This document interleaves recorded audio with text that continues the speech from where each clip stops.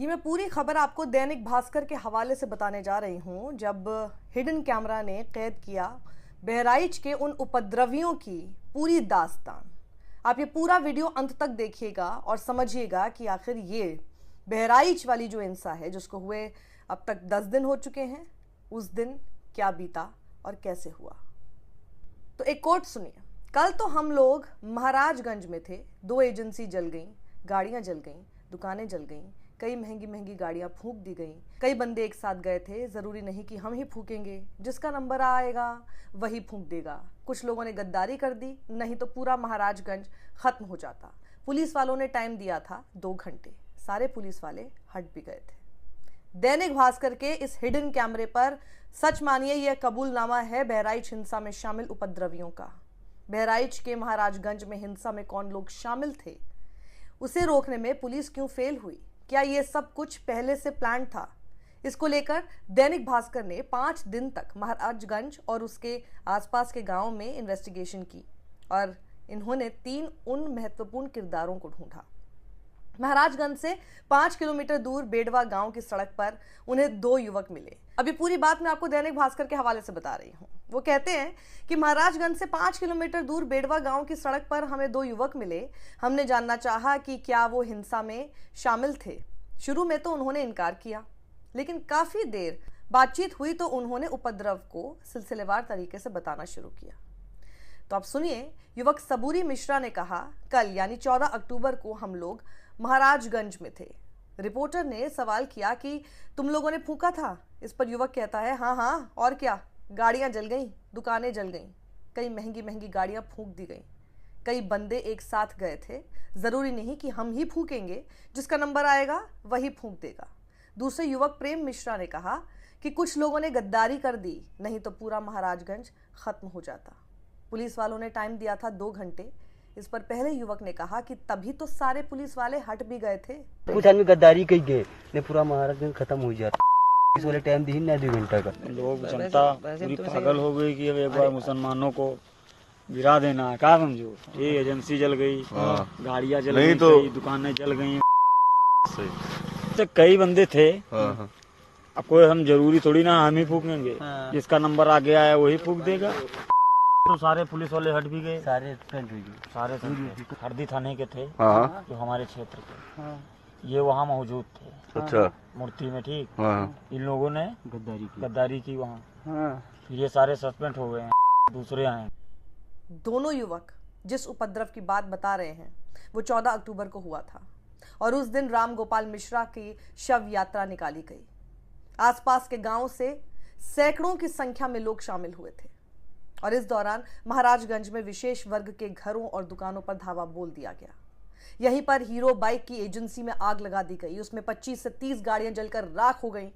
ये एजेंसी अरुण शुक्ला के नाम से है, लेकिन इसमें पैसा सिराज का लगा है। भीड़ में शामिल लोगों को ये बात पहले से पता थी और इसी के बगल में लखनऊ सेवा अस्पताल भी फूंक दिया गया। यह भी एक मुस्लिम का ही था, जैसे चिन्हित किया गया हो। विधायक की इजाजत के बिना पुलिस मामूली एफआईआर भी दर्ज नहीं करती। एनकाउंटर के बाद जब घायल सरफराज और तालीम को जिला अस्पताल में भर्ती कराया गया तो वहां भारी फोर्स तैनात की गई। दैनिक भास्कर की टीम की मुलाकात हरदी थाने में तैनात एक पुलिस अफसर से हुई और दैनिक भास्कर इनकी पहचान उजागर नहीं कर रहा है। पुलिस अफसर ने विधायक को लेकर एक बड़ा खुलासा किया है और उन्होंने बताया कि विधायक से पूछे बिना आसपास के 4 थानों में 151 मामूली केस तक में एफआईआर दर्ज नहीं होती। विधायक जी का पूरे जिले में इस तरह का होल्ड है। डीएम एसपी उनकी ही बात सुनते हैं।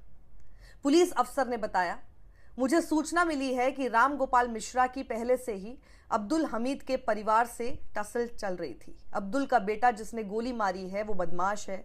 अगर दोनों में विवाद नहीं होता तो राम गोपाल सिर्फ अब्दुल के घर का ही झंडा नहीं उखाड़ता। वहां तमाम मुस्लिमों के घर हैं जिन पर झंडे लगे हैं।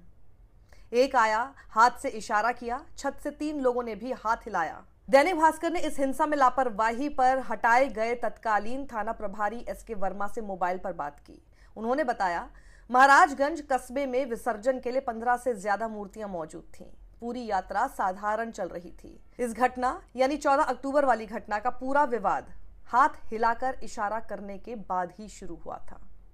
घटना वाली छत जहां राम गोपाल की हत्या की गई, वहां से भी 3 लोगों ने हाथ हिलाया था। इसके बाद विवाद शुरू हो गया।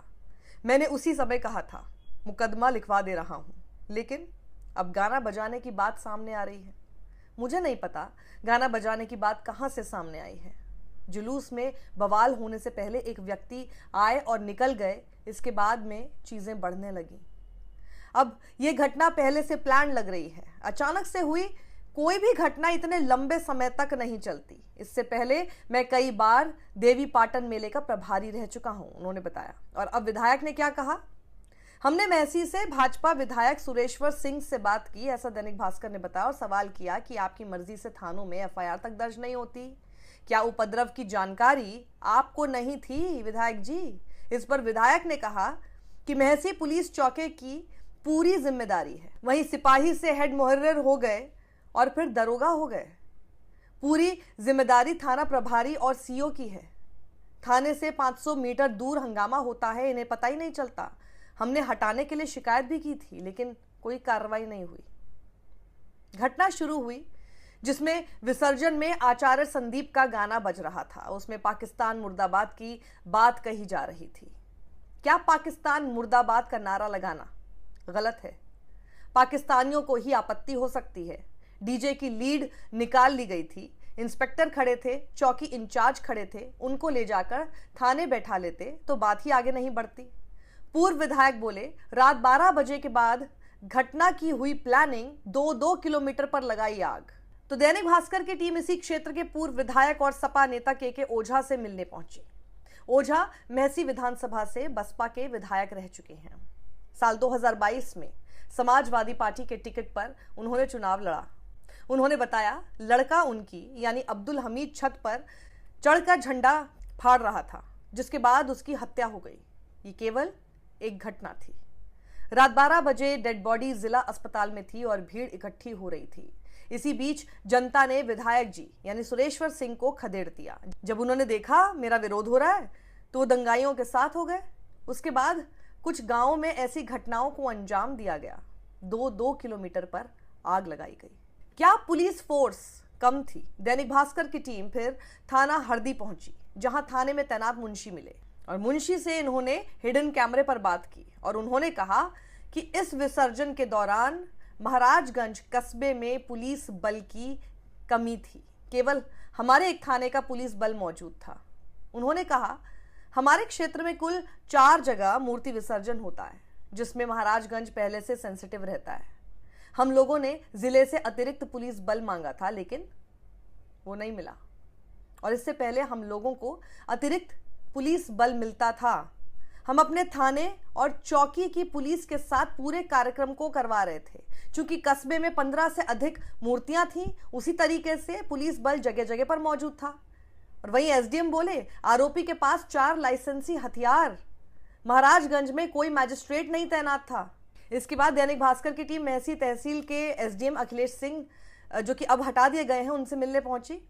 वो भी इस घटना में चोटिल हुए थे। उन्होंने इनसे इस कार्यक्रम में हुई तैयारियों के बारे में जानकारी ली। उन्होंने बताया कि पुलिस की कमी थी या नहीं, ये हमारे विभाग की बात नहीं है। हमने अपनी तहसील क्षेत्र में 2 मैजिस्ट्रेट तैनात किए थे। महाराजगंज में परंपरागत तरीके से मूर्तियां विसर्जन के लिए पहले से जाती हैं और इसमें कोई नई प्रथा नहीं है। हमने महाराजगंज कस्बे में किसी मैजिस्ट्रेट को तैनात नहीं किया था। इस घटना के आधे घंटे बाद हम खुद मौके पर पहुंचे थे। आरोपी अब्दुल हमीद के परिवार में 4 लाइसेंसी असलहे हैं। अगले दिन 14 अक्टूबर को जब हिंसा भड़की तो हमने अपनी तरफ से पूरी तैयारियां करके रखी हुई थी। पोस्टमार्टम हाउस से एसडीएम सदर खुद डेड बॉडी लेकर मृतक के घर पहुंचे थे। तहसील पर एसडीएम साहब फोर्स लेकर खुद मौजूद थे। स्पेशल इंटेलिजेंस का दावा, अधूरी थी तैयारियां। लोकल इंटेलिजेंस हुआ फेल। प्रशासन स्तर से कहां चूक हुई ये समझने के लिए दैनिक भास्कर की टीम स्पेशल इंटेलिजेंस यूनिट पहुंची। यहां इनकी मुलाकात केंद्र प्रभारी से हुई और इन्होंने इनसे हिंसा के बारे में छिपे हुए कैमरे पर कुछ सवाल पूछे। उन्होंने कहा कि 13 अक्टूबर को महाराजगंज में हुई घटना को रोका जा सकता था अगर मौके पर पर्याप्त पुलिस बल होता, लेकिन वो था नहीं। राम गोपाल मिश्रा की हत्या के बाद क्षेत्र में तनाव की स्थितियां बढ़ने लगी हैं। अगले दिन 14 अक्टूबर को उसकी डेड बॉडी गांव पहुंची। लोग उसको लेकर तहसील तक पहुंच गए थे। साफ तौर पर पुलिस की लापरवाही नजर आती है और कहीं ना कहीं लोकल इंटेलिजेंस का फेलियर तो है ही। इस पूरे मामले को लेकर एसपी वृंदा शुक्ला से भी बात की गई और उन्होंने माना कि पर्याप्त पुलिस बल मौके पर मौजूद नहीं था, लेकिन इस बात से साफ इनकार किया कि पुलिस कर्मियों ने उपद्रवियों को किसी तरह की हिंसा करने की छूट दी थी। और उन्होंने कहा कि हिंसा करने वालों के खिलाफ कार्रवाई हुई है। अभी जांच चल रही है, जो भी घटना में शामिल पाया जाएगा उसके खिलाफ कार्रवाई की जाएगी। लेकिन बहराइच जल रहा है और ये जो घटना हुई, दैनिक भास्कर ने अच्छा किया कि हिडन कैमरा लेकर कई लोगों से बात करने पहुंचा, जो भी इसमें शामिल हो सकते थे, हैं, कबूल भी रहे हैं और ये भी कह रहे हैं कि 2 घंटे के लिए पुलिस हट गई थी। ये एक बहुत बड़ी बात है जिसकी जांच होनी बेहद ज़रूरी है, क्योंकि अगर पुलिस 2 घंटे के लिए हटी और उपद्रवियों को ये बात पहले से पता थी और इशारों में ये सारी चीज़ें हुई, सब कुछ इशारे का खेल था, सब कुछ प्री प्लान था, तो ये एक बहुत बड़ी साजिश की ओर इशारा करता है।